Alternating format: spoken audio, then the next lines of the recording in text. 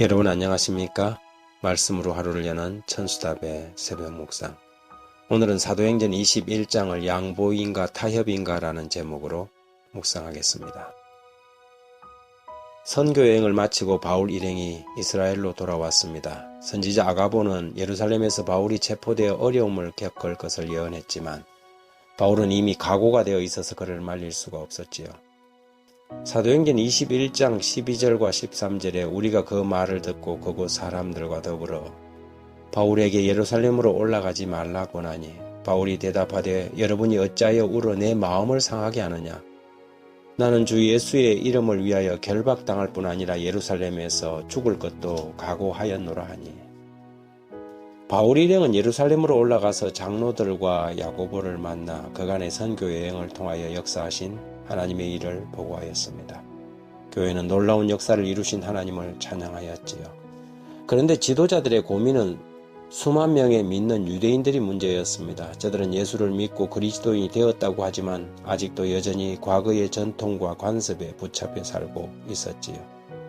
20절 21절에 보면 그들이 듣고 하나님께 영광을 돌리고 바울들을 이르되 형제여 그대도 보는 바에 유대인 중에 믿는 자 수만 명이 있으니 다 율법의 열성을 가진 자라.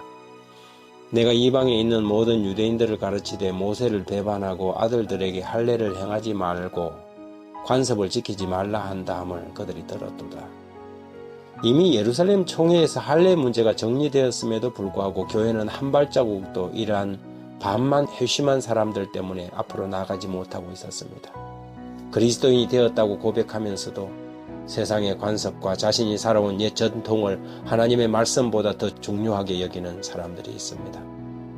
저들은 세상은 신속하게 변화되고 있는데 원칙의 문제가 아닌 부차적인 문제들로 변화해야 할 교회를 붙들고 투덜대면서 변화를 거부하지요. 이런 자신들의 작은 경험을 성경의 건의 위에 두고 교회를 좌지우지하려는 사람들, 그런 사람들은 일하는 사역자들에게 아주 무거운 부담이 되기도 합니다. 그래서 결국 야고보는 바울에게 부적합한 제안을 하고 말았습니다. 그 일은 결국 바울이 체포되는 계기가 되고 말았지요. 22절부터 이하에 보면 그러면 어찌알고 그들이 필연 그대가 온 것을 들으리니 우리가 말하는 이대로 하라. 서원한 네 사람이 우리에게 있으니 그들을 데리고 함께 결례를 행하고 그들을 위하여 비용을 내어 머리를 깎게 하라. 그러면 모든 사람이 그대에 대하여 들은 것이 사실이 아니고 그대도 율법을 지켜 행하는 줄로 알 것이다. 사실 야고보의 제안은 바울의 사상에 반하는 제안이었습니다. 그의 제안은 하나님의 뜻이 아니었지요. 오히려 절대적인 복음의 원칙에서 물러난 일종의 타협이었습니다. 그 일로 교회는 총회의 결의에 대하여 혼선을 줄 우려가 있었음에도 불구하고 사도와 야고보는 타협을 선택함으로 잘못된 선택을 하고 말았습니다. 양보가 변질되면 타협이 됩니다. 저들이 지켜야 할 것은 관습이 아니라 하나님의 말씀의 원칙이었지요. 그 일로 인하여 바울은 오해를 받아서 유대인들에게 붙잡히게 됩니다. 비록 그 일이 복음이 로마에 전달되는 길이 되었지만 그것은 다만 인간의 실수를 이용하신 하나님의 뜻을 이루시는 그분의 은혜 때문이었습니다. 우리는 혹시 교회에서나 속한 공동체에서 자신의 경험과 관습 등으로 공동체의 진군을 가로막는 장애물은 아닌지 살펴보아야 할 것입니다. 우리가 하나님의 일을 해나갈 때 우리가 지켜야 할 원칙이 있고 시대에 발맞추어 변화시켜 나가야 할 전통과 관습이 있습니다. 이것을 잘 구분하여 공동체를 더욱 힘있게 세우는 그런 사람들이 되어야 하겠습니다.